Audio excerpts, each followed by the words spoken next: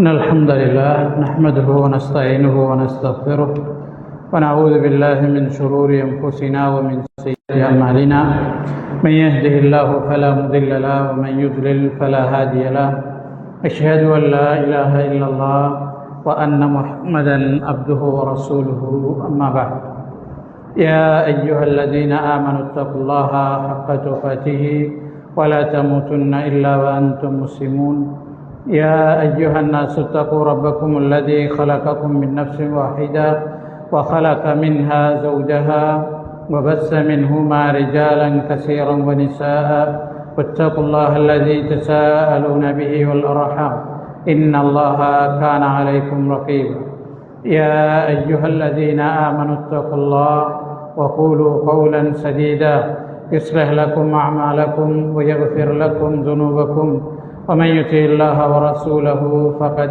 فاز فوزا عظيما فإن أصدق الحديث كتاب الله وخير الهدي هدي محمد صلى الله عليه وسلم وشر الأمور محدثاتها وكل محدثة بدعة وكل بدعة ضلالة وكل ضلالة في النار أو كما قال عليه الصلاة والسلام. அன்புக்குரிய அல்லாஹ்வின் நல்லடியார்களே, சகோதரர்களே, இந்த வகுப்பின் ஊடாக பேசுகின்ற எனக்கும் கேட்கின்ற உங்களுக்கும் இம்மையிலும் மறுமையிலும் அல்லாஹு தஆலா பயனளிப்பானாக என்று ஆரம்பத்திலே பிரார்த்தனை செய்து கொள்கின்றேன். இந்த வகுப்பிலே நாங்கள் சென்ற வாரம் ஆரம்ப வகுப்பு என்பதனால் ரியாதுஸ் சாலிஹீன் என்ற கிரந்தம் தொடர்பான ஒரு அறிமுகத்தையும் அதை எழுதிய ஷரஃபுத்தீன் அந்நவவி ரஹிமஹுல்லா அவர்களுடைய வாழ்க்கை வரலாற்றையும் சுருக்கமாக நாங்கள் பார்த்திருந்தோம்.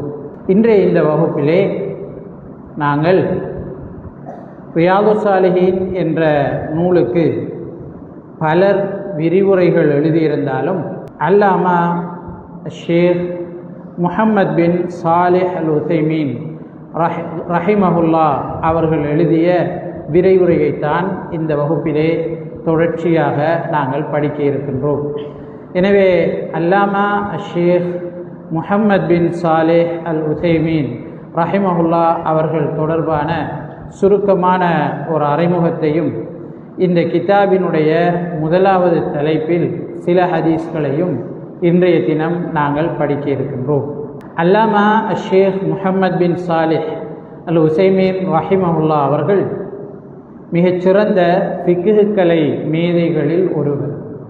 சமகாலத்திலே இந்த நூற்றாண்டிலே வாழ்ந்து மரணித்த மிகச்சிறந்த குர்ஆன் விளக்க உரையாளர், மிகச்சிறந்த ஒரு ஆலிம், மிகச்சிறந்த ஒரு மேதையாக உலகத்தில் இயக்கங்களை தாண்டி போற்றப்படுகின்ற ஒரு மனிதராக, ஒரு ஆலிமாக இந்த காலகட்டத்திலே நாங்கள் அவரை பார்க்கக்கூடியதாக இருக்கிறார். அல்லாமா முஹம்மத் பின் சாலிஹ் அல் உதைமீன் ரஹிமஹுல்லா அவர்கள் அவருடைய வரலாற்றை நாங்கள் வாசிக்கிற நேரம் மிகவும் பேணுதலானவராக, உலக பற்றற்ற வாழ்க்கையை வாழக்கூடியவராக அவர் இருந்தார் என்று நாங்கள் பார்க்கிறோம். பனு தமீம் என்கிற மக்காவாசிகளினுடைய அல்லது ஆரம்ப கால ஒரு கோத்திரத்திலிருந்து வந்த ஒருவராக இமாம் முஹம்மத் பின் சாலிஹ் அல் உதைமீன் ரஹிமஹுல்லா அவர்களுடைய பரம்பரை இருக்கிறது. அவர் ஹிஜ்ரி 1347 ஆண்டு ரமலான் மாதம் 27வது நாள் இரவு பிறந்தார்கள் என்று அவருடைய வரலாற்றிலே எழுதப்பட்டிருக்கிறது. உனைசா என்று சொல்லக்கூடிய கசீம் பகுதியின் ஒரு நகரத்திலே அவர்கள் பிறந்திருக்கிறார்கள், சவுதி அரேபியாவில். அவருடைய இளம் பராயத்திலிருந்து மார்க்க கல்வியை கற்பதிலே அதிகமாக ஈடுபாடு காட்டியிருக்கிறார். 11வது வயதிலேயே அல் குர்ஆனை முழுவதுமாக அவர்கள் மரணம் செய்து முடித்து விட்டார்கள். அதற்கு பிறகு தன்னுடைய தந்தையினுடைய வழிகாட்டலில் அந்த காலத்திலே இருந்த மிகச்சிறந்த அறிஞர்களிடமெல்லாம் கல்வி கற்றார்கள். அப்துர் ரஹ்மான் அஸ்ஸஅதி ரஹிமஹுல்லா அவர்கள், அவரும் கசீம் பிரதேசத்திலே தொடர்ச்சியாக மார்க்க வகுப்புகளை நடத்தி வந்த ஒரு தஃப்சீர் கலை அறிஞர், மிகப்பெரிய ஒரு மேதை. அவருடைய மாணவராக உசைமீன் ரஹிமஹுல்லா அவர்கள் இருந்தார்கள்.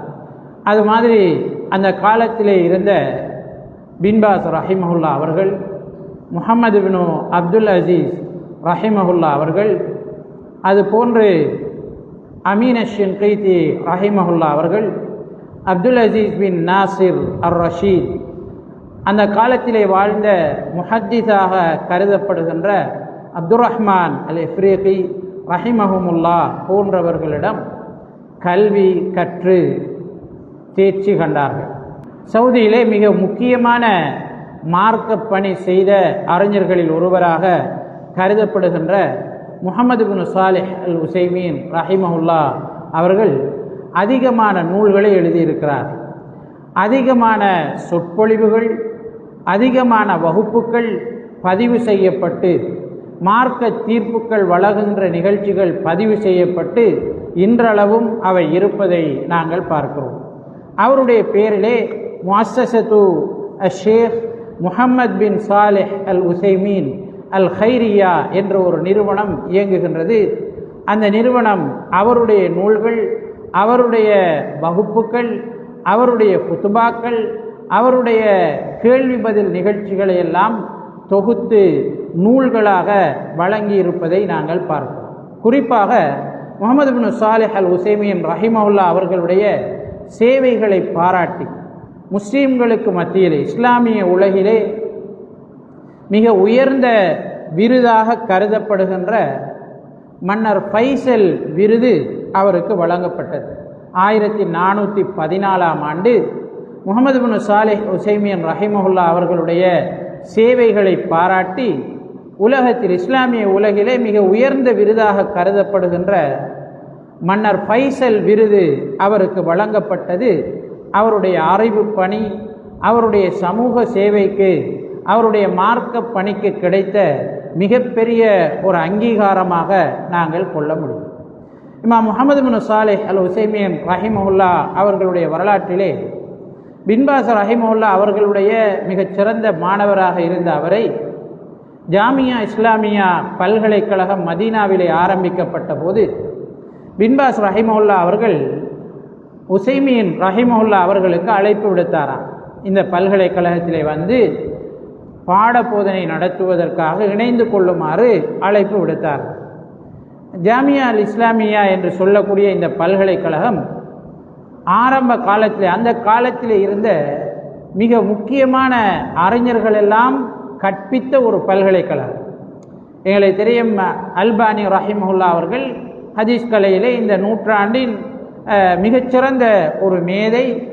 ஹதீஸ் கலையை படிக்கின்ற ஒருவர் அவரை விட்டுவிட்டு இந்த நூற்றாண்டிலே படிக்க முடியாது. அந்த அளவுக்கு மிகப்பெரிய ஒரு மேதை.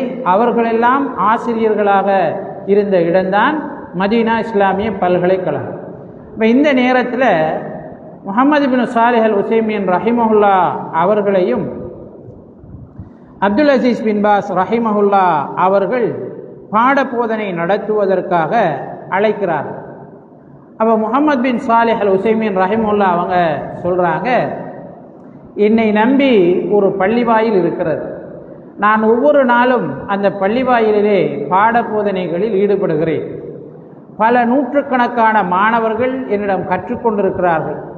இவர்களுடைய ஆசைகள், இவர்களுடைய எதிர்பார்ப்புகளை எல்லாம் பின்தள்ளிவிட்டு என்னால் அங்கு வந்து படிப்பிக்க முடியாது, கற்பிக்க முடியாது என்று சொல்லி ஆசிரியர் அவர்களிடம் மன்னிப்பு கோரி கடிதம் எழுதினார்கள் என்று நாங்கள் பார்க்கிறோம். அந்த அளவுக்கு கற்பிப்பதில், அடுத்தவர்களுக்கு மார்க்கத்தை சொல்ல வேண்டும், என்னுடைய பிரதேசத்தில் இருப்பவர்கள் என்னால் பயன்பெற வேண்டும் என்பதிலே அதிகமாக ஈடுபாடு காட்டிய ஒருவராக முஹம்மது பின் சாலிஹ் அல் உசைமீன் ரஹிமஹுல்லா அவர்கள் இருக்கிறார். 1421ஆம் ஆண்டு ஹிஜ்ரி 1421ஆம் ஆண்டு புதன்கிழமை ஷவ்வால் மாதம் 15ஆம் நாள் அவர்கள் மரணித்தார்கள். மக்காவிலே அசர் தொழுகைக்கு பிறகு வியாழக்கிழமை அவருக்காக தொழுகை நடத்தப்பட்டது. பல்லாயிரக்கணக்கான மக்கள் அவருடைய ஜனாசா தொழுகையிலே பெரும் திரளாக கலந்து கொண்டார்கள் என்று நாங்கள் பார்க்கிறோம். எனவே அன்புக்குரிய சகோதரர்களே, அல்லாஹ்வின் நல்லடியார்களே, இத்தகைய ஒரு மாமேதை பல துறைகளிலே கால் பதித்த ஒருவருடைய விரிவுரையைத்தான் இந்த வகுப்பிலே தொடர்ச்சியாக நாங்கள் படிக்க இருக்கின்றோம். இந்த அறிமுகத்தோடு அவர்கள் வழங்கிய விரிவுரையை நாங்கள் இன்ஷா அல்லாஹ் தொடர்ச்சியாக வாசிப்போம். ரியாதுஸ் சாலிஹீன் என்ற இந்த நூலின் முதலாவது தலைப்பு இமாம் நவவி ரஹிமஹுல்லா அவர்கள் இப்படி எழுதியிருக்கிறார்: பாபுல் இஹ்லாசி வ இஹ்தாரின் நிய்யதி ஃபி ஜமீஇல் அமாலி வல் அக்வாலில் பாரிஸதி வல் ஹஃபிய்யா.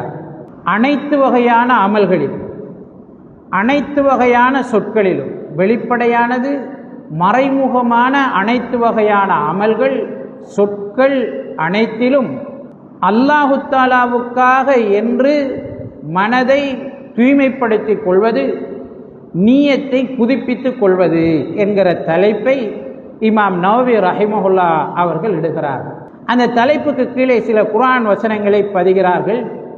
வமா உமிரு இல்லா லியஅபுதுல்லாஹ முஹ்லிஸீன லஹுத்தீன ஹுனஃபா வயுகீமுஸ் ஸலாத வயுத்துஸ் ஸக்கா வதாலிக தீனுல் கையிமா. அல்லாஹு தஆலாவுக்காக மாத்திரம் வணங்குமாறே அவர்கள் ஏவப்பட்டிருக்கிறார்கள். தங்களுடைய எண்ணங்கள் அனைத்தையும் அல்லாஹுக்காக என்று தூய்மைப்படுத்தி இஹ்லாஸோடு வணங்குமாறுதான் அவர்கள் ஏவப்பட்டிருக்கிறார்கள். தொழுகையை நிலைநாட்டுமாறும் ஜக்காத்தை கொடுக்குமாறும் ஏவப்பட்டிருக்கிறார்கள். அதுதான் உறுதியான மார்க்கம் என்று சூரத்துல் பையினா 5வது வசனத்திலே அல்லாஹு தஆலா சொல்கிறார். சூரத்துல் ஹஜ்ஜினுடைய 37வது வசனத்திலே லை யனாலல்லாஹ லுஹுமுஹா வலா திமாஉஹா வலாக்கின் யனாலுஹு தக்வா மின்கும். நீங்கள் குர்பானி கொடுக்கிற நேரம், உதுஹியா கொடுக்கிற நேரம், அந்த பிராணியினுடைய இறைச்சி அல்லாஹு தஆலாவுக்கு சென்றடைவதில்லை. அந்த பிராணியினுடைய இரத்தம் அல்லாஹு தஆலாவை சென்றடைவதில்லை. என்றாலும் உங்களுடைய இறையச்சம்தான் அல்லாஹு தஆலாவிடம் சென்றடைகிறது. உங்களுடைய உள்ளத்தில் இருக்கிற எண்ணங்கள் அல்லாஹு தஆலாவை சென்றடைகின்றன என்று எண்ணத்தினுடைய முக்கியத்துவத்தை அல்லாஹு தஆலா இங்கே உணர்த்துகிறான். சூரத்து ஆல் இம்ரான் 29வது வசனத்திலே அல்லாஹு தஆலா குல் இன் துஃபு மா ஃபீ சுதூரிக்கும் அவ் துப்தூஹு யஅலமுல்லாஹ். நபியே, நீங்கள் சொல்லுங்கள், உங்களுடைய உள்ளத்திலே நீங்கள் ஒன்றை மறைத்து கொண்டாலும் அல்லது வெளிப்படுத்தினாலும் அல்லாஹு தஆலா அதை அறிவான். எனவே அல்லாஹு தஆலாவுக்கு இந்த உலகத்திலே மறைவானது எதுவும் கிடையாது என்று அறிவிக்குமாறு நபி ஸல்லல்லாஹு அலைஹி வஸல்லம் அவர்களுக்கு அல்லாஹு தஆலா சொல்கிறார். அன்புக்குரிய சகோதரர்களே, இந்த முதலாவது பாடத்திலே இமாம் நவவி ரஹிமஹுல்லா அவர்கள் நீயத்தினுடைய முக்கியத்துவத்தை எங்களுக்கு உணர்த்துகிறது. மனதிலே இருப்பது, அது வெளிப்பட்டால் அதற்கு நீயத் என்று பெயர் கிடையாது. எண்ணம் என்ற பெயர் அதற்கு வராது. எண்ணம் வெளிப்படுகின்ற போது ஒன்று சொல்லாக அல்லது செயலாக வெளிப்படும். எனவே வெளிப்பட்டு விட்டால் அதற்கு எண்ணம் என்ற பெயர் வராது. அதுபோன்ற அரபியிலே நீயத் என்பது மனதிலே இருப்பதற்கு சொல்லப்படுவது. அது வெளிப்பட்டால் அதற்கு நீயத் என்று பெயர் அல்ல. அதற்கு கவுல், கலாம், தலஃபுஸ், லஃபுஸ் என்ற பெயர்கள் அரபியிலே அதற்கு சொல்லப்படுகிறது. நீயத்தினுடைய இடம் உள்ளம். நீயத் நாவினால் மொழியப்படுவது கிடையாது. அதனால தான் நபி ஸல்லல்லாஹு அலைஹி வஸல்லம் அவங்க எந்த ஒரு வணக்கத்திலையும் நீயத்தை வெளிப்படையாக வாயினால் மொழிந்ததாக நாங்கள் காண முடியவில்லை. ஹஜ்ஜில் சில போது ஹஜ்ஜில் நபி ஸல்லல்லாஹு அலைஹி வஸல்லம் அவர்கள் மொழிந்ததாக வந்திருப்பதை தவிர வேறு எந்த ஒரு வணக்கத்திலும் நீயத்தை வெளிப்படையாக மொழிந்ததாக நாங்கள் காண முடியவில்லை.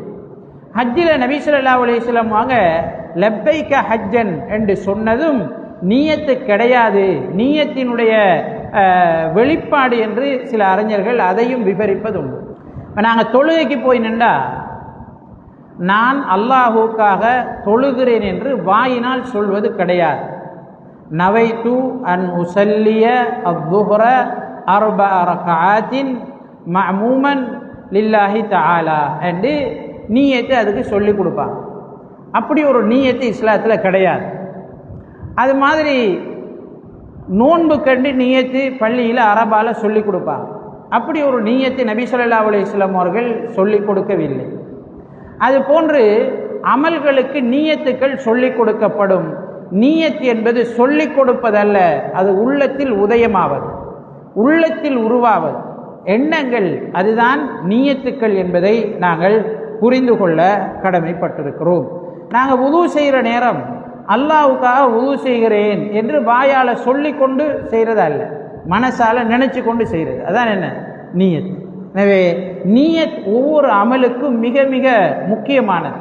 நாங்கள் என்ன மனசில் நினைக்கிறோம் என்பது மிக முக்கியமானது. அல்லாஹு தாலாவுக்கு மட்டும்தான் அது தெரியும்.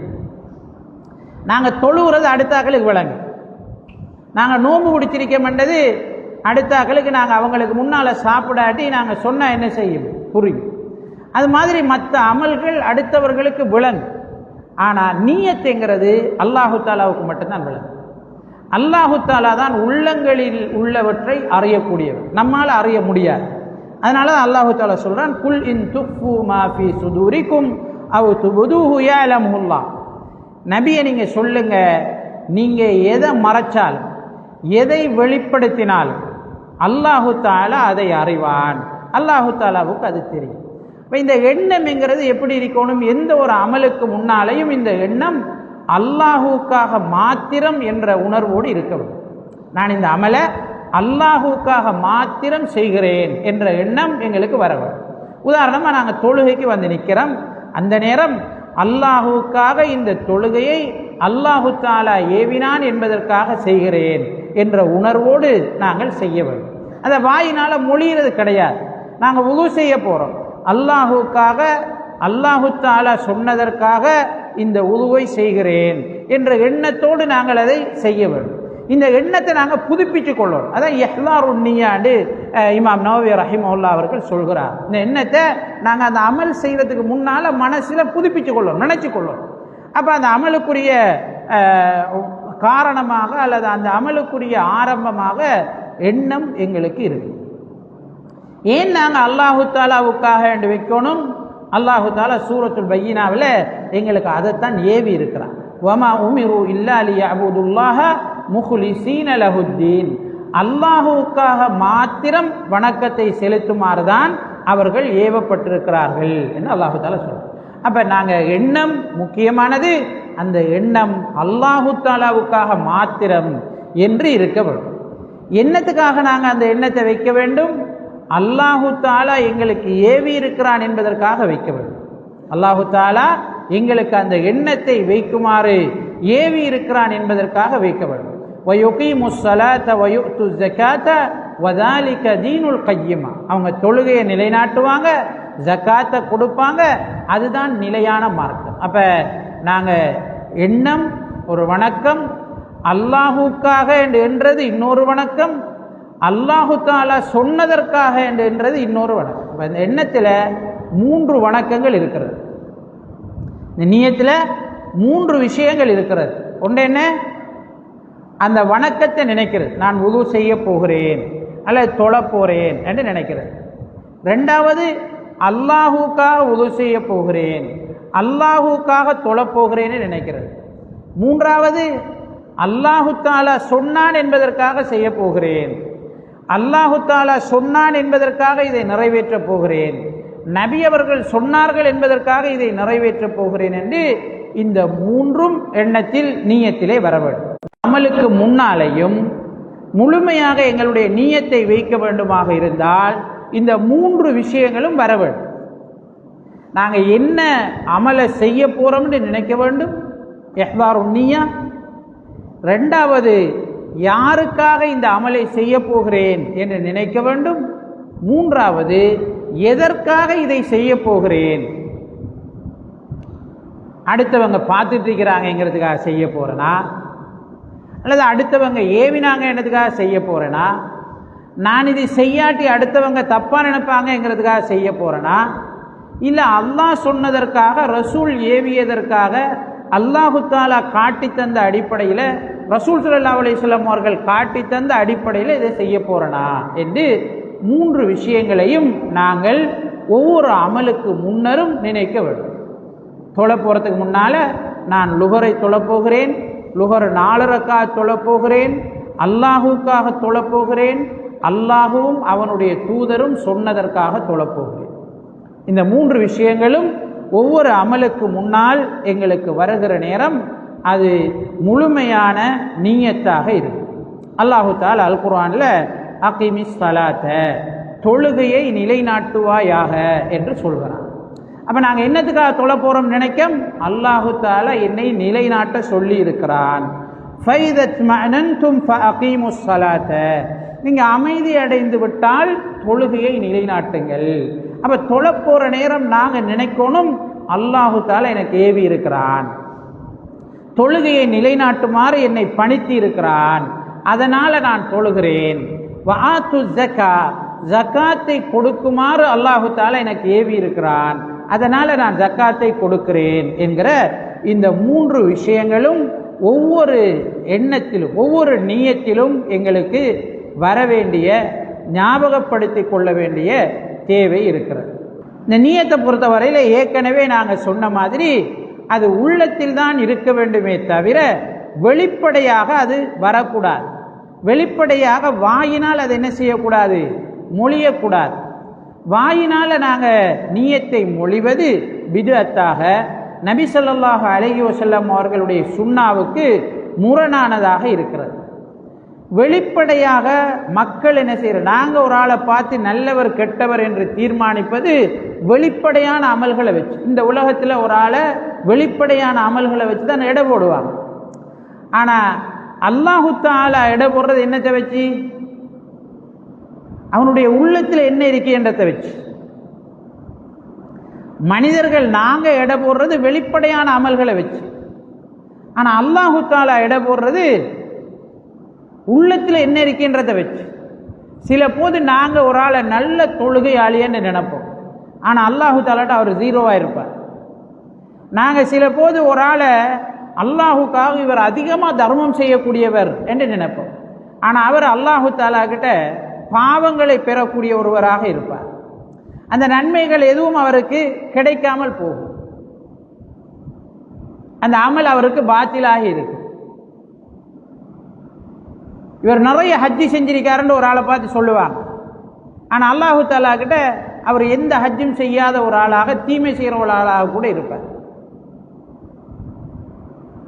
நாளைக்கு மறுமையில் 3 பேரை கொண்டு நரகம் மூட்டப்படும் என்று நபி ஸல்லல்லாஹு அலைஹி வஸல்லம் அவங்க சொல்றாங்க. நாளைக்கு மறுமையில் அல்லாஹு தஆலா நரகத்தில் முதலாவது போடுறது 3 மனிதர்கள், 3 பேர். ஒன்று ஒரு ஆலிம், 2வது ஒரு ஷஹீத், 3வது ஒரு மிகப்பெரிய செல்வன். அல்லாஹு தஆலா 3வரையும் அழைப்பான். ஒரு ஆலிமுக்கிட்ட மார்க்கத்தை படித்த ஒருவரிடம் அல்லாஹு தஆலா சொல்லுவான், நீ மார்க்கத்தை படித்தாய், உனக்கு மார்க்கத்தை நான் கற்றுத்தந்தேன், மார்க்கத்தை படிப்பதற்கான சூழலை உனக்கு ஏற்படுத்தினேன், அதை வைத்து நீ என்ன செய்தாய் என்று அல்லாஹு தஆலா செஞ்ச அருள் எல்லாம் அவருக்கு ஞாபகப்படுத்திட்டு அல்லாஹு தஆலா கேட்பான். அப்போ அவர் சொல்லுவார், இறைவா உன்னுடைய மார்க்கத்தை நான் எத்தி வைத்தேன், உனக்காக நிறைய பேருக்கு இந்த மார்க்கத்தை கொண்டு போய் சேர்த்தேன் என்று சொல்லுவார்.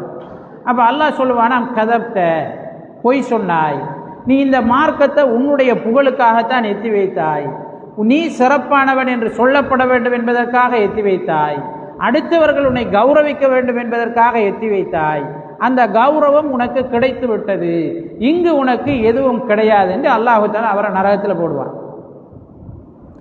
இன்னொரு ஷஹீத அல்லாஹு தஆலா யுத்த களத்தில் போராடி மரணிச்சவரை அல்லாஹு தஆலா அழைப்பார்.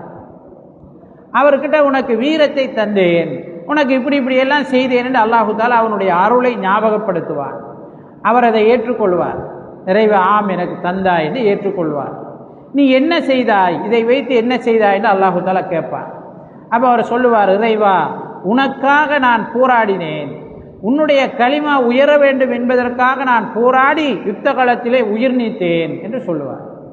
அப்போ அல்லாஹு தாலா சொல்லுவானாம், கதப்த, இல்லை நீ பொய் சொல்றாய், நீ அதுக்காக போராடவில்லை, உனக்காக போராடினாய், உன்னுடைய புகழ் ஓங்க வேண்டும் என்பதற்காக போராடினாய், நீ ஒரு வீரன் என்று சொல்லப்பட வேண்டும் என்பதற்காக போராடினாய், அது உனக்கு கிடைத்து விட்டது, இங்கு உனக்கு எதுவும் கிடையாது, நீ நரகத்துக்கு போகலாம். அவரையும் அல்லாஹு தாலா நரகத்துக்கு அனுப்புவார். மூணாவது ஆளாக ஒரு செல்வந்தரை அல்லாஹு தாலா அழைப்பார். அவருக்கு கொடுத்த செல்வத்தை அல்லாஹு தாலா ஞாபகப்படுத்துவார். அவருக்கு கொடுத்த வசதி வாய்ப்புகளை அல்லாஹு தாலா ஞாபகப்படுத்துவார். அவரும் அதை ஏற்றுக்கொள்வார். இதை வைத்து நீ என்ன செய்தா என்று அல்லாஹு தாலா கேட்பார். அவர் சொல்லுவார், இறைவா, நீ தந்த செல்வத்தை ஏழை எளியவர்களுக்கு நான் வாரி வாரி கொடுத்தேன், உனக்காக இதை நான் செலவு செய்தேன் என்று சொல்லுவார். அல்லாஹு தாலா சொல்லுவானாம், கதப்த, இல்லை நீ பொய் சொல்றாய், நீ பொய் சொல்லிவிட்டாய், நீ ஒரு கொடைவள்ளல் என்று சொல்லப்பட வேண்டும் என்பதற்காகவே நீ செலவு செய்தாய், நீ அதிகமாக தர்மம் செய்பவன் என்ற புகழ் உனக்கு வர வேண்டும் என்பதற்காகவே நீ இதெல்லாம் செய்தாய், இது உலகத்தில் உனக்கு கிடைச்சிட்டு உனக்கு இங்கே எதுவும் கிடையாது என்று அவரையும் அல்லாஹு தாலா நரகத்துக்கு அனுப்புவார். அப்போ அல்லாஹு தாலா நாளைக்கு மறுமையில் கூலி கொடுக்கிற நேரம் வெளிப்படையான அமல்களை வைத்து கூலி கொடுப்பதில்லை, அவருடைய மனசில் என்ன இருந்தது என்பதை வைத்துத்தான் அல்லாஹு தாலா நாளைக்கு மறுமையில் கூலி கொடுக்க இருக்கிறார். அதனால தான் அல்லாஹு தாலா அல் குர்ஆன்ல சூரத்து தாரிக்கில் நாங்கள் பார்க்குறோம், இன்னஹு அலா ரஜ்இஹி லகாதிர். அல்லாஹு தாலா இந்த உலகத்தில் அவரை படைச்ச மாதிரி நாளை மறுமையில் திரும்ப மீட்டி கொண்டு வருவதற்கும் சக்தி உள்ளவர்.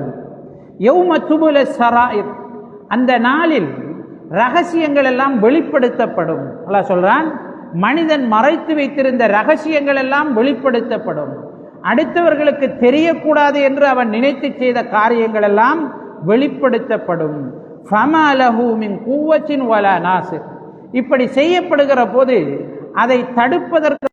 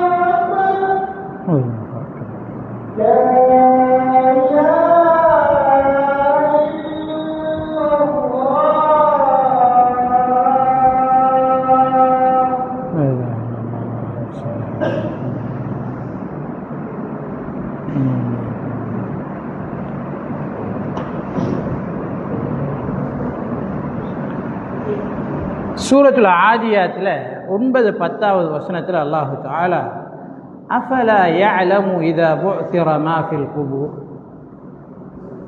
வ ஹுஸ்ஸில மா ஃபிஸ் சுதூர், கபறுகளில் உள்ளது எழுப்பப்படுகிற போது எழுப்பப்பட்டால் அவன் அறிய மாட்டானா? உள்ளங்களில் உள்ளது வெளிப்படுத்தப்படுகிற போது வெளிப்படுத்தப்படுவதை அவன் அறிய மாட்டானா? கபறுகளில் இருந்து மனிதர்கள் வெளிப்படுத்தப்பட்ட உடனே அந்த மனிதர்களுடைய உள்ளத்தில் இருப்பதையும் அல்லாஹு தஆலா வெளிப்படுத்துவார். மறுமையில் கூலி என்பது உள்ளத்தில் இருப்பதை வைத்துத்தான் அமையும். அப்ப உள்ளத்தில் எங்களுடைய எண்ணம் மிக மிக முக்கியமானது. எந்த ஒரு அமலுக்கும் இந்த உலகத்திலேயும் எங்களுக்கு பயன் கிடைக்கணும், மறு உலகத்திலேயும் எங்களுக்கு பயன் கிடைக்கணும் என்று நாங்கள் விரும்பினால் வெளிப்படையான அசைவுகள் எப்படி அந்த அமலை ஒத்ததாக இருக்கிறதோ அதுபோன்று உள்ளம் அந்த அமலுக்கு ஒத்திசைவானதாக இருக்க வேண்டும். அந்த உள்ளமும் அந்த அமலோடு ஒன்றித்து பயணிக்க வேண்டும். உள்ளத்தில் எழுகிற எண்ணங்கள் நாங்கள் ஏற்கனவே சொன்னதை போல 3 விஷயங்களையும் உள்ளடக்கியதாக இருக்க வேண்டும். இந்த உலகத்தில் வெளிப்படையானதை வைத்து தீர்ப்பு வழங்கப்படுகிறது. அதனால தான் நபி ஸல்லல்லாஹு அலைஹி வஸல்லம் அவங்க 2 பேர் சண்டை பிடிச்சிட்டு வந்த நேரம் அவங்கள்ட்ட 2 பேர்ட்டையும் என்ன சொன்னாங்க? அல்லாஹு தஆலாவை பயந்து கொள்ளுங்க, நீங்கள் சொல்கிறத வச்சு தான் நான் தீர்ப்பு வழங்கணும், எனவே உண்மையை நடந்ததை சொல்லுங்க. இன்ன ஃபில் பயானி லசிஹ்ரா, என்னடா பேச்சில் சூனியம் இருக்கிறது என்று சொன்னாங்க.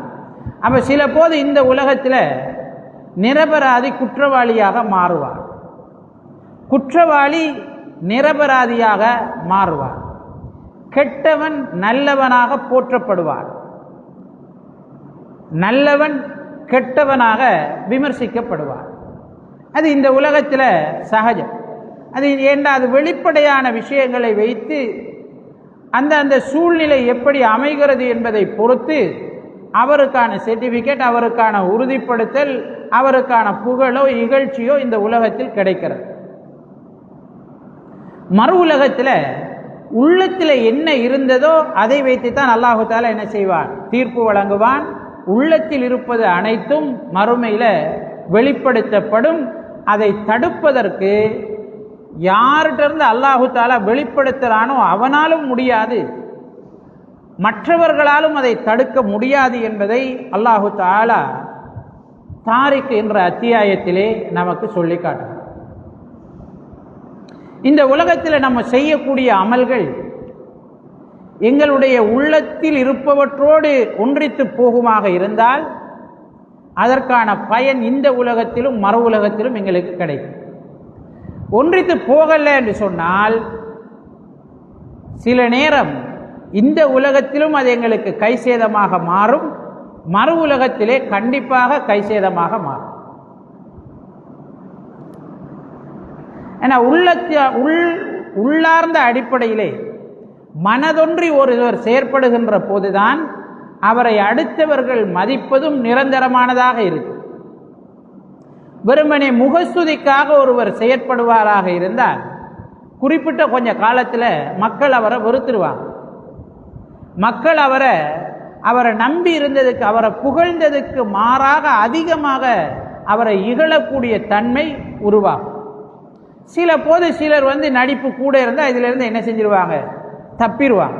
ஆனால் மறுமையை பொறுத்தவரையில் அவர்களுக்கு அந்த அமலுக்கு எந்த பயனும் இருக்காது. ஏன்? அல்லாஹு தஆலா சொல்வதாக ரசூலுல்லாஹி ஸல்லல்லாஹு அலைஹி வஸல்லம் அவர்கள் சொல்கிறார்கள், அன அக்ன ஷுரகாஇ அனி ஷிர்க், இணை வைப்பாளர்கள் இணை வைப்பதை விட்டும் மிகவும் தேவையற்றவனாக நான் இருக்கிறேன்.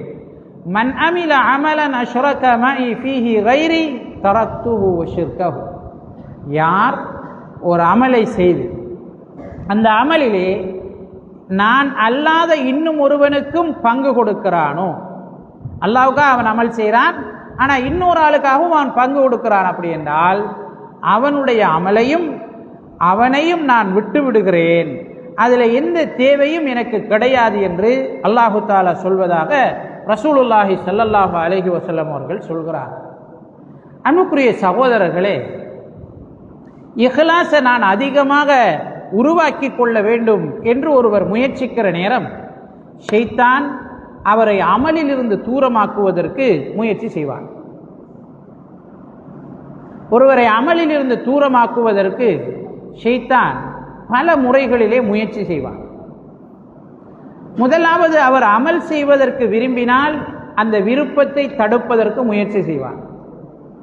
அது முடியாது போனால் அந்த அமலிலிருந்து அவரை தூரமாக்குவதற்கு முயற்சி செய்வான்.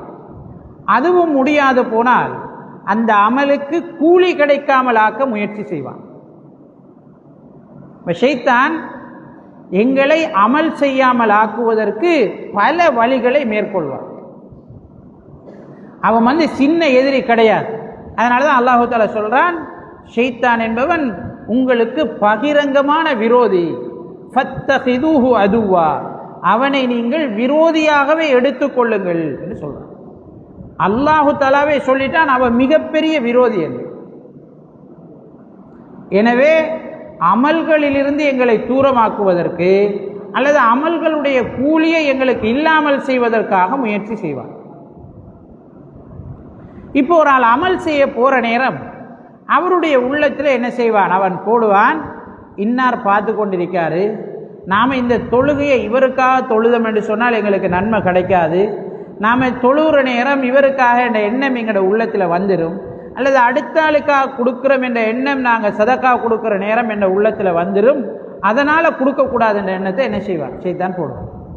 இது ஒரு வித்தியாசமான முறையில் அமல்ல இருந்து ஷைத்தானங்களை தூரமாக்குறதுக்காக மேற்கொள்ற ஒரு முறை. இஹ்லாஸை மனசில் உருவாக்கி கொள்ளணும்னு முயற்சி செய்கிறாக்களுக்கு இந்த சோதனை இருக்கும்.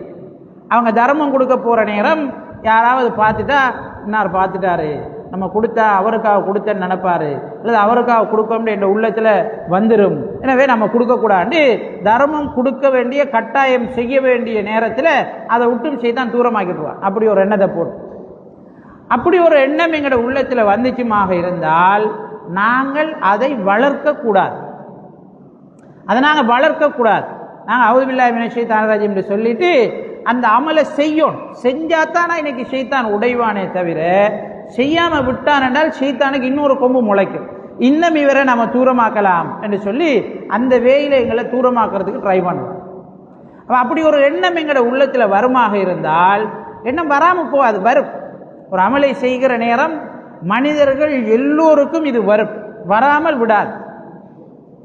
ஏன் நபி ஸல்லல்லாஹு அலைஹி வஸல்லம் அவங்க சொல்றாங்க, முகஸ்துதி என்பது ஒரு மனிதன்ல எறும்பு ஊறுவதை விட மிக லேசாக ஊறும்னு சொல்றாங்க. அப்போ முகஸ்துதிங்கிறது வராமல் போகாது. நாங்கள் என்ன ஒரு அமலை செஞ்சாலும் முகஸ்துதி வரும். அப்போ எப்படி அதிலிருந்து எங்களை நாங்கள் பாதுகாத்து கொள்ற? வந்த உடனேயே நாங்கள் சுதாகரித்து கொள்ளும். நாங்கள் அஊது பில்லாஹி மினஷ் ஷைத்தானிர் ரஜீம்னு சொல்லிக்கொள்ளும். நாங்கள் ஷைத்தானுக்கு ஒரு அடி அடிக்கணும். இல்லை, இந்த அமல் நான் அல்லாஹ்வுக்காக தான் செய்கிறேன் என்ற உணர்வை எங்களோட உள்ளத்தில் திரும்ப புதுப்பிக்கும். எங்களோட உள்ளத்தில் திரும்ப எங்களோட உணர்வை புதுப்பிக்கணும். இந்த அமலை நான் அல்லாஹ்வுக்காகத்தான் செய்கிறேன் என்ற உணர்வை புதுப்பிச்சுக்கிட்டு அமலை நாங்கள் கண்டினியூ பண்ணணும், அமலை விடக்கூடாது. ஷைத்தான் சிலரை இந்த இஹ்லாஸை காட்டியும் சில அமல்களிலிருந்து தூரமாக்குவான் என்பதை இந்த இடத்துல நாங்கள் புரிந்து கொள்ள வேண்டும். இமாம் நவவி ரஹிமஹுல்லாஹ் அவர்கள் இந்த தலைப்பில் போடக்கூடிய முதலாவது ஹதீஸ் அமீருல் முஃமினீன் Abu hubs Umar ibn Khattab ரதியல்லாஹு அன்ஹு அவர்கள் அறிவிக்கக்கூடிய செய்தி. உமர் ரதியல்லாஹு அன்ஹு அவர்கள் சொல்கிறார்கள், சமிஅத்து ரசூலல்லாஹி ஸல்லல்லாஹு அலைஹி வஸல்லம் யகூல், நபி ஸல்லல்லாஹு அலைஹி வஸல்லம் அவர்கள் சொல்ல நான் கேட்டேன், இன்னமல் அமாலு பின்னியாத், நிச்சயமாக எண்ணங்களை கொண்டே செயல்கள் அமைகின்றன. வ இன்னமா லிகுல்லி இம்ரிஇன் மா நவா, ஒவ்வொரு மனிதனுக்கும் அவன் எண்ணியது உள்ளது. ஃபமன் கானத் ஹிஜ்ரத்துஹு லிதுன்யா இலல்லாஹி வ ரசூலிஹி ஃபஹிஜ்ரத்துஹு இலல்லாஹி வ ரசூலிஹி, யாருடைய ஹிஜ்ரத் அல்லாஹுக்காகவும் அவனுடைய தூதருக்காகவும் இருந்ததோ அந்த ஹிஜ்ரத் அல்லாஹுக்காகவும் அவனுடைய தூதருக்காகவுமே ஆகிவிடும். யாருடைய ஹிஜ்ரத் உலகத்திற்காக இருந்ததோ அதை அவன் அடைந்து கொள்வான். யார் ஒரு பெண்ணை திருமணம் செய்வதற்காக ஹிஜ்ரத் செய்தானோ அவன் அதையும் அடைந்து கொள்வான். அவர் ஹிஜ்ரத் செய்தது ஏற்ப அவருக்கான அடைவு இருக்கும் என்று நபி ஸல்லல்லாஹு அலைஹி வஸல்லம் அவர்கள் சொன்ன செய்தி புகாரி முஸ்லிமிலே பதிவு செய்யப்பட்டிருக்கிறது. அன்புக்குரிய சகோதரர்களே, எங்களுடைய எந்த செயற்பாட்டை எடுத்துக்கொண்டாலும் எண்ணம் என்பது இருக்கு. எண்ணம் இல்லாமல் எந்த ஒரு செயலும் இல்லை. ஈவன் நாங்கள் துப்புரண்டாலும் கூட எண்ணம் என்பது வரும். வராமல் செயல் வராது. எண்ணம் வராமல் செயல் வராது. எங்காவது ஒரு இடத்தை நாங்கள் பார்க்கணுமா இருந்தால் எங்களுடைய உள்ளத்தில் அந்த எண்ணம் உதயமானதற்கு பிறகுதான் பார்க்கிறோம். நாங்கள் எந்த ஒரு செயலை செய்வதற்கு முன்னாலும் எண்ணம் என்பது வரும். அந்த எண்ணத்திற்கு ஏற்ப நாங்கள் எங்களுடைய செயல் அமையும். எங்களுடைய உள்ளத்திலே நான் பார்க்க கூடாது என்ற எண்ணம் வந்துவிட்டால் கண் பார்க்க மாட்டேன். நான் எடுக்கக்கூடாது என்ற எண்ணம் வந்துவிட்டால் எடுக்க மாட்டேன். இப்போ நாங்கள் யாருடையாவது பேசலை, அவர் இந்த வழியால் போறாரென்றால் எங்களோட உள்ளத்தில் அவருக்கு பின்னால் நம்ம போகக்கூடாது, அவர் போகிற வழியால் நம்ம போகக்கூடாது என்ற எண்ணம் வந்துட்டுமா இருந்தால் நாங்கள் போக மாட்டோம், வேறொரு வழியால் போ. அவர் பேசினாலும் நம்ம பேசக்கூடாது என்ற எண்ணம் உள்ளத்தில் வந்தால் பேச மாட்டோம். அப்போ எந்த ஒரு செயலாக இருந்தாலும் எண்ணம் வந்துதான் செயல் வெளிப்படுகிறது. செயலினுடைய முதற்படி எண்ணம். அதனால தான் நபி ஸல்லல்லாஹு அலைஹி வஸல்லம் அவங்க சொன்னாங்க, இன்னமல் அமலு பின்னியாத், எண்ணங்கள் இல்லாமல் செயல்கள் இல்லை, எண்ணங்களுக்கு ஏற்பவே செயல்கள் அமைகிறது. அடுத்து நபி அவங்க என்ன சொன்னாங்க, வ இன்னமா லிகுல்லி இம்ரிஇன் மா நவா, அவன் என்ன நினைத்தானோ அதற்கேற்ப செயற்படுகிறான்னு சொன்னாங்க. அவன் என்ன நினைத்தானோ அதற்குரிய ரிசல்ட் அவனுக்கு கிடைக்குதுன்னா, எண்ணங்களுக்கு ஏற்பதான் செயல். எண்ணம் எப்படி அமைந்ததோ அதற்கேற்ப அவனுடைய ரிசல்ட்டும் இருக்கிறது என்று நபி ஸல்லல்லாஹு அலைஹி வஸல்லம் அவர்கள் குறிப்பிடுவதனூடாக எண்ணத்தை வலுப்படுத்துவதற்காக, எண்ணத்தை சுத்தப்படுத்துவதற்காக, எண்ணத்தை பாதுகாத்து கொள்வதற்காக நாம் எவ்வளவு முயற்சி செய்ய வேண்டும் என்பது இந்த செய்தியிலே நபி ஸல்லல்லாஹு அலைஹி வஸல்லம் அவர்களால் எங்களுக்கு உணர்த்தப்படுகிறது. ஏன்? எங்களுடைய முடிவுகளின் அடிப்படை எண்ணமாக இருக்கிறது. எங்களோட முடிவோட அடிப்படை எண்ணம். அப்ப எங்களோட முடிவு எப்படி அமைய வேண்டும் என்று நாம் நினைக்கிறோமோ அதற்கேற்ப எங்களுடைய எண்ணம் இருக்க வேண்டும். இப்ப நல்ல முடிவு எனக்கு கிடைக்க வேண்டும் என்று ஒருவர் நினைத்தால் எண்ணம் நல்லதாக இருக்க வேண்டும். இப்ப எண்ணம் நல்லதாக இல்லை என்றால் என்னுடைய முடிவு மோசமானதாக ஆகப் போகிறது என்று அர்த்தம். அல்லாஹு தஆலா பாதுகாக்க வேண்டும். அதனாலதான் இமாம் அபூ சுஃபியான் அஸ்-ஸௌரி ரஹிமஹுல்லாஹ் அவர்கள் சொல்கிறார்கள், என்னுடைய எண்ணத்தை தூய்மைப்படுத்திக் கொள்வதற்காக, என்னுடைய எண்ணத்தை சீர் செய்து கொள்வதற்காக என்னுடைய வாழ்நாளிலே நான் முயற்சித்ததை போல வேறு எதற்கும் முயற்சிக்கவில்லை என்று சொல்கிறார். எண்ணத்தை தூய்மைப்படுத்திக் கொள்வதற்காக, எண்ணத்தை சுத்தப்படுத்திக் கொள்வதற்காக நான் முயற்சி செய்ததை போல, கஷ்டப்பட்டதை போல வேறு எதற்காகவும் கஷ்டப்படவில்லை, முயற்சி செய்யவில்லை என்று இமாம் சுஃபியானு ஸௌரி ரஹிமஹுல்லாஹ் அவர்கள் குறிப்பிடுவதை நாங்கள் பார்க்கிறோம். எனவே அன்புக்குரிய அல்லாஹ்வின் நல்லடியார்களே, ஒருவன் தன்னுடைய செயற்பாட்டின் ஊடாக இந்த உலகம் கிடைக்க வேண்டும் என்று நினைத்தால் அவனுக்கு அது கிடைக்கிறது. யார் மறுமை கிடைக்க வேண்டும் என்று நினைக்கிறானோ அவனுக்கு மறுமை கிடைக்கிறது. அதனாலதான் அல்லாஹு தஆலா குர்ஆன்ல சொல்றான், மன் கான யுரீதுல் ஆஜிலத அஜ்ஜல்னா லஹு ஃபீஹா மா நஷா லிமன் நுரீத், யார் இந்த உலகம் கிடைக்க வேண்டும் என்று விரும்புகிறாரோ அவருக்கு நாங்கள் நாடுவதை இந்த உலகத்திலே அவசரமாக கொடுக்கிறோம் என்று அல்லாஹு தஆலா சொல்றார். அப்ப எங்கட உள்ளம் இந்த உலகத்தை அடைந்து கொள்ள வேண்டும் என்று இருக்குமாக இருந்தால் அல்லாஹு தஆலா நாடினால் அவன் நாடுவது எங்களுக்கு இந்த உலகத்திலே கிடைக்கும், நாங்க விரும்புறது எங்களுக்கு கிடைக்கும். ஆனா யாரு மறுமையை நாடுகிறாரோ, மன் அராதல் ஆஹிரத ومن أراد الآخرة وسعى لها سعيها وهو مؤمن فأولئك كان سعيهم مشكورا, ஈமானோட யாரு மறுமையை அடைந்து கொள்ள வேண்டும் என்று விரும்புகிறாரோ, அதற்காக முயற்சிக்கிறாரோ, மறுமையில் எனக்கு சுவர்க்கம் கிடைக்க வேண்டும் என்பதற்காக முயற்சிக்கிறாரோ, என்னுடைய கபருடைய வாழ்க்கை நிம்மதியானதாக இருக்க வேண்டும் என்று யார் முயற்சிக்கிறாரோ, என்னுடைய கேள்வி கணக்கு இலகுபடுத்தப்பட வேண்டும் என்று யார் முயற்சிக்கிறாரோ, நன்மை தீமை நிறுக்கப்படுகிற நேரம் நன்மை தராசு கதிக்க வேண்டும் என்று யார் முயற்சிக்கிறாரோ, வலக்கரத்திலே எனக்கு மறுமையில் மஹ்ஷரிலே பட்டோலை வழங்கப்பட வேண்டும் என்று யார் முயற்சிக்கிறாரோ அவருக்கு அல்லாஹ் அதை கொடுப்பார். அவருக்கு அல்லாஹு தஆலா அதை கொடுப்பார். அப்ப எங்களுடைய எண்ணம் எதுக்காக நாங்கள் செயற்படுகிறோம் என்பது முக்கியமானது. இந்த உலகத்துக்காக ஒருவர் செயற்பட்டால் அந்த உலகம் அவருக்கு கிடைக்கும், அல்லாஹு தஆலா நாடினா அவருக்கு கிடைக்கும். மறுமைக்காக ஒருவர் செயற்படுவாராக இருந்தால் அவருக்கான கூலியை அல்லாஹு தஆலா வழங்குவார். அவருடைய முயற்சி நன்றி செலுத்தப்படுகிற முயற்சியாக இருக்கும் என்று அல்லாஹு தஆலா சூரத்துல் இஸ்ரா 19வது வசனத்திலே நமக்கு சொல்லி காட்டுறார். இந்த மாதத்தில் நம்ம அதிகமாக செய்ய வேண்டிய ஒரு பிரார்த்தனையோடு இருக்குது. இந்த நாட்களை பற்றி அல்லாஹு தஆலா சொல்கிற நேரம் இதில் செய்ய வேண்டிய மிக முக்கியமான ஒரு பிரார்த்தனை அல்லாஹு தஆலா எங்களுக்கு காட்டித்தாரா. என்ன பிரார்த்தனை?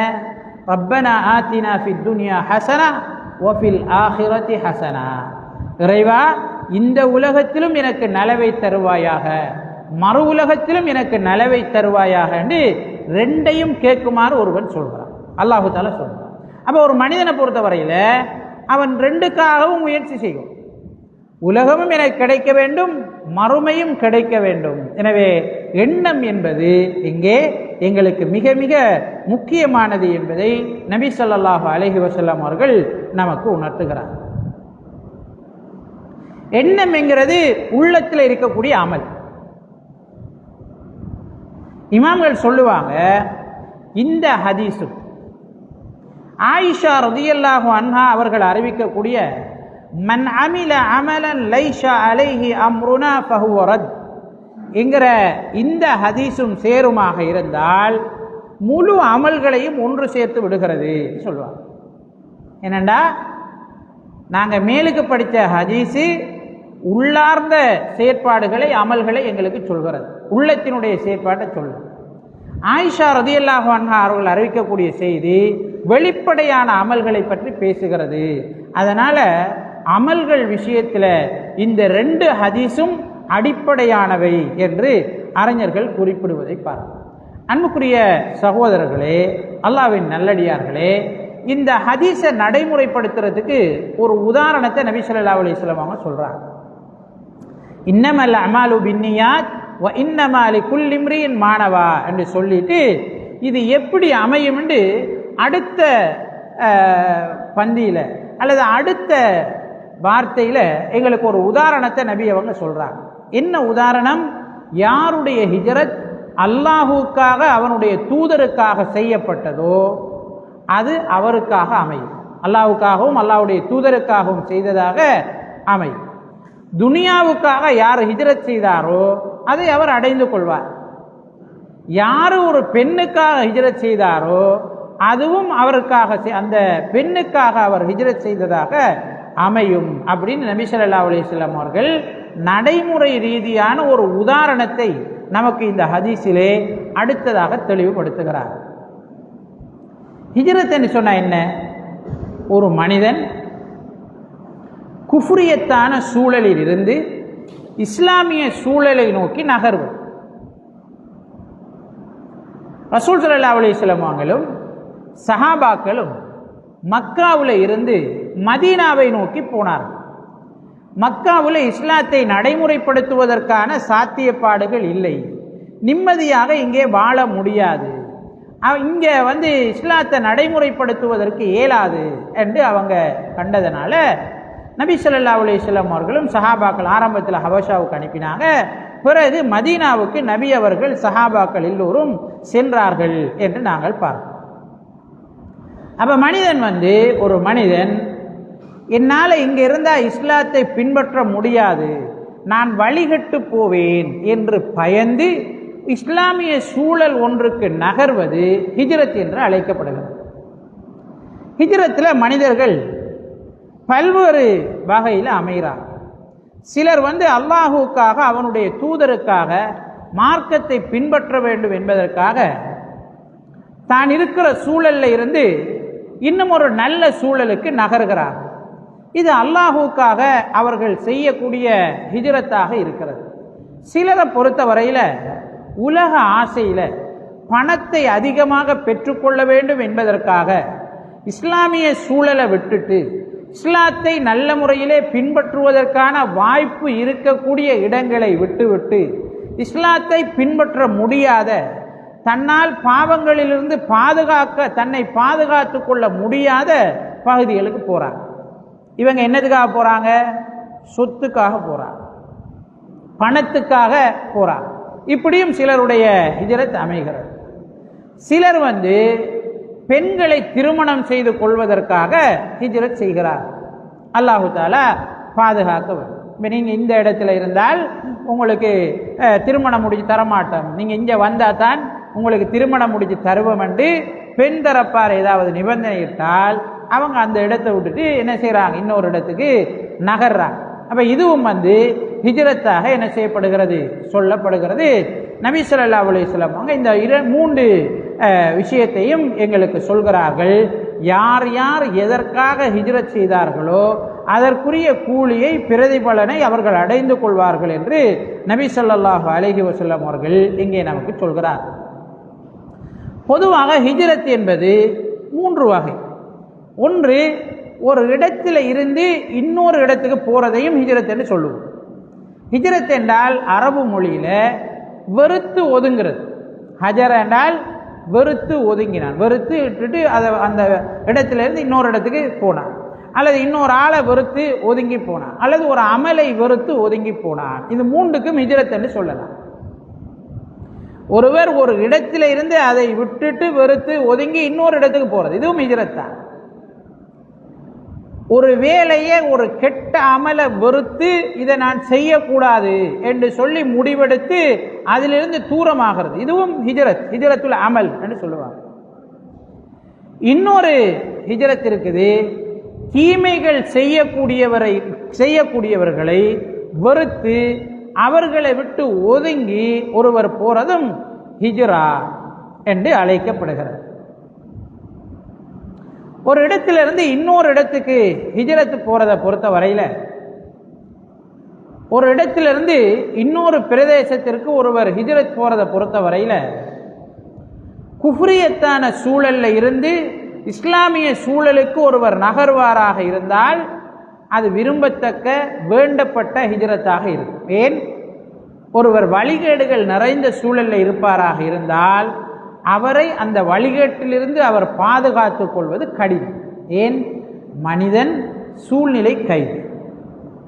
ஒரு மனிதன் அவனுடைய நண்பன் எப்படி இருக்கிறானோ அப்படித்தான் இருப்பான். மனிதன் அவனுடைய நண்பனின் மார்க்கத்தில் இருப்பான் என்று நபி ஸல்லல்லாஹு அலைஹி வஸல்லம் சொன்னாங்க.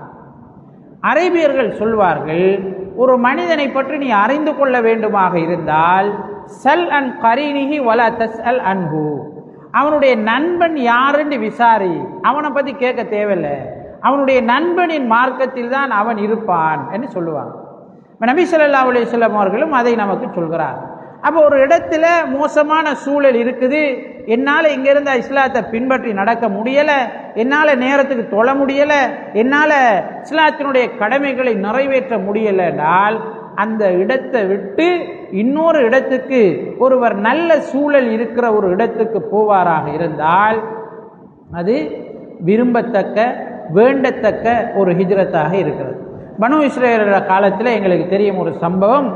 99 கொலை ஒரு மனுஷன் செய்கிறான்.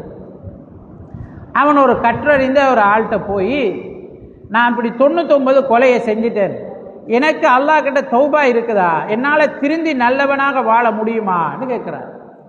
கேட்டபோது அவர் அவனை கடிந்து கொள்கிறார்.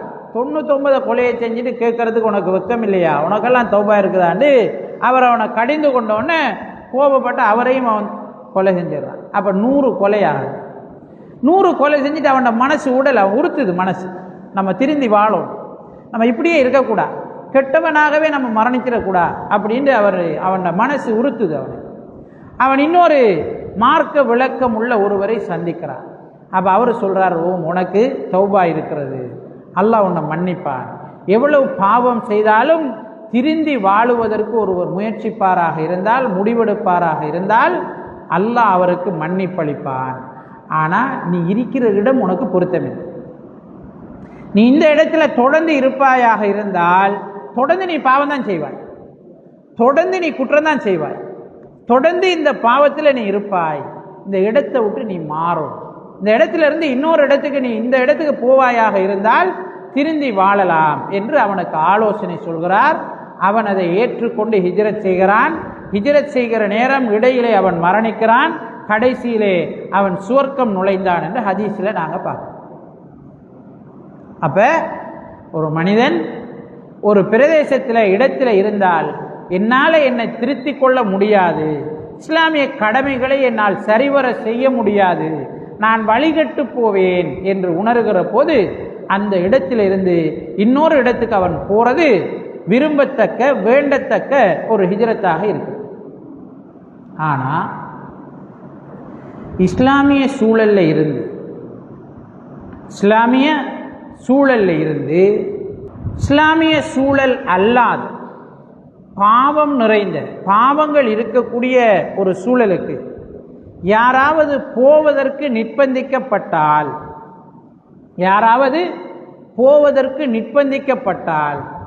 போக வேண்டிய தேவை அவருக்கு உருவானால், உலக தேவை இருக்கலாம் அல்லது வேறு தேவை இருக்கலாம், போக வேண்டிய தேவை உருவானால், இப்போ எங்கட நாட்டில் இருந்து நிறைய பேர் என்ன செய்கிறாங்க, ஐரோப்பிய நாடுகளுக்கு தொழிலுக்காக போகிறாங்க. ஐரோப்பிய நாடுகள் ஜினா நிறைஞ்சு போய் கிடக்குது, அது மாதிரி பாவமான காரியங்கள் நிறைஞ்சு போய் கிடக்குது, எங்களை கட்டுப்படுத்தி கொள்வது கஷ்டம். இந்த மாதிரியான ஒரு சூழல் ஐரோப்பிய நாடுகளில் இருக்குது. மகன் யாருன்னு தெரியா, உம்மா யாருன்னு தெரியா, பாப்பா யாருன்னு தெரியா, பிள்ளை யாருன்னு தெரியான்ற ஒரு வகையான உறவுகள் சீரழிஞ்ச ஒரு பகுதியாக அந்த பகுதியில் இருக்குது. அப்போ அந்த பகுதிகளுக்கு ஒருவர் இடம்பெயர்கிற போது கட்டாயம் சில நிபந்தனைகளை அவர் கடைபிடிக்க வேண்டும். அந்த நிபந்தனைகள் அவருக்கு இல்லை என்றால் அவரால் இடம்பெயரக்கூடாது, அவருக்கு அது ஆபத்து. முதலாவது நிபந்தனை என்ன என்றால்,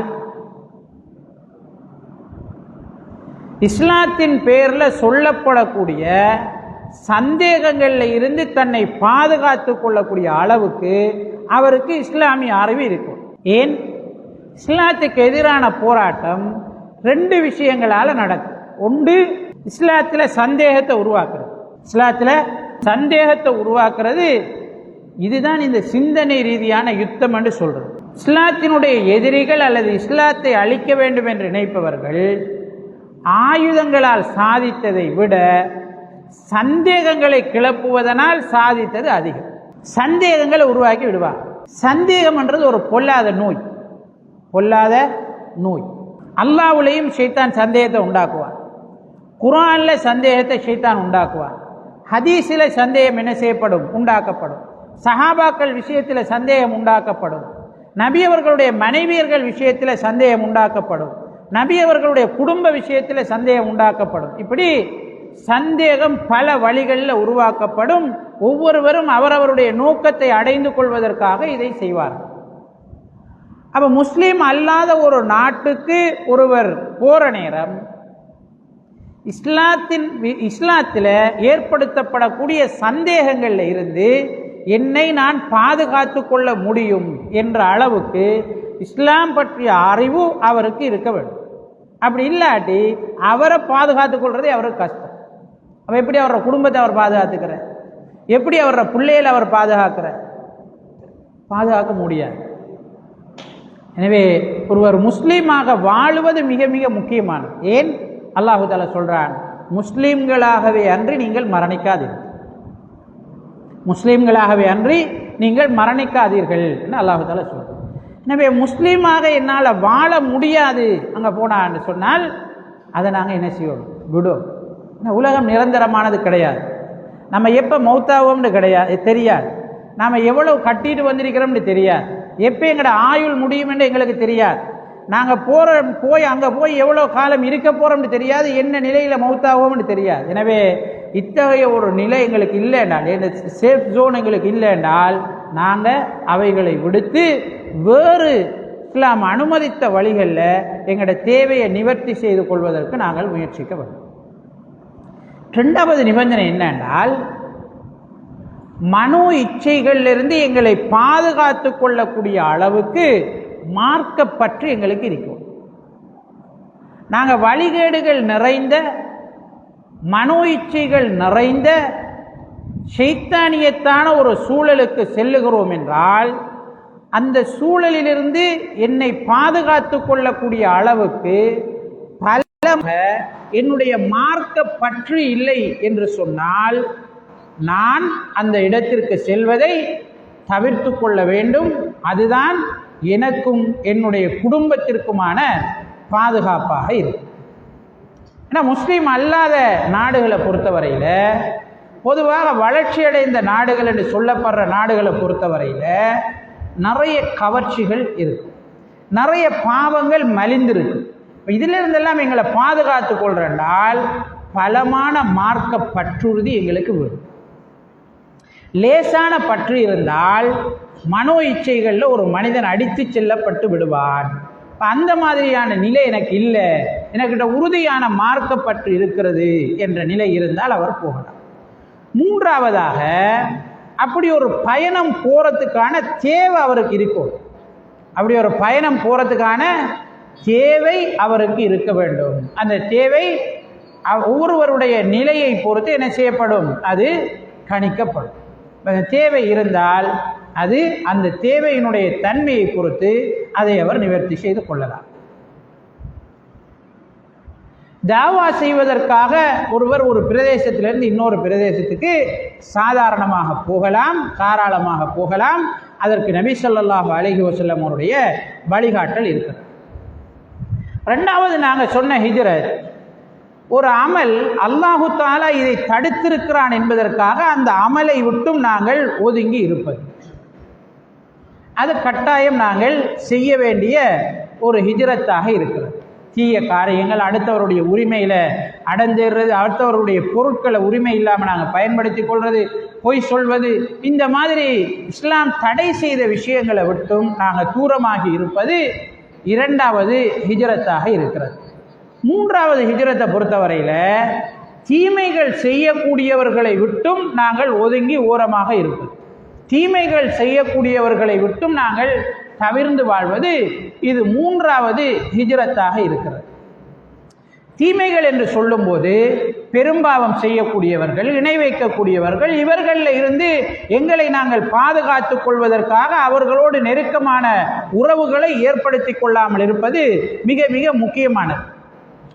ஆனால் சிலர் சின்ன சின்ன தீமைகள் என்ன செய்வாங்க, செய்யக்கூடியவர்களாக இருப்பார்கள். அவர்களை நாங்கள் வெறுத்து ஹிஜ்ரத் செய்ய வேண்டிய அவசியம் கிடையாது. ஒவ்வொருவருடைய தீமைகளுக்கேற்ப அதை நாங்கள் எடை போட்டு தீர்மானித்து கொள்ள வேண்டும். எனவே ஹிஜ்ரத் இந்த மூன்று வகைகளில் அமைகிறது. ஒரு இடத்திலிருந்து இன்னொரு இடத்துக்கு ஹிஜ்ரத் போகிறது, ஒரு அமலை விட்டு நாங்கள் வெறுத்து ஒதுங்கி இருக்கிறது, ஒரு மோசமான செயலை செய்யக்கூடிய ஒரு நபரை விட்டும் வெறுத்து ஒதுங்கி இருக்கிறது. இந்த மூன்றும் ஹிஜ்ரத்தாக சொல்லப்படுகிறது. வல்லோன் அல்லாஹு தஆலா நபி ஸல்லல்லாஹு அலைஹி வஸல்லம் அவருடைய போதனைகளை அறிந்து கொண்டு அதை நடைமுறைப்படுத்தி வாழ்வதற்கு எனக்கும் உங்களுக்கும் அருள் செய்வானாக. ஆமீன் ஆமீன். வாஹிரு தஅவானா அனில் ஹம்துலில்லாஹி ரப்பில் ஆலமீன். வஸ்ஸலாமு அலைக்கும் வரஹ்மத்துல்லாஹி வபரகாத்துஹு.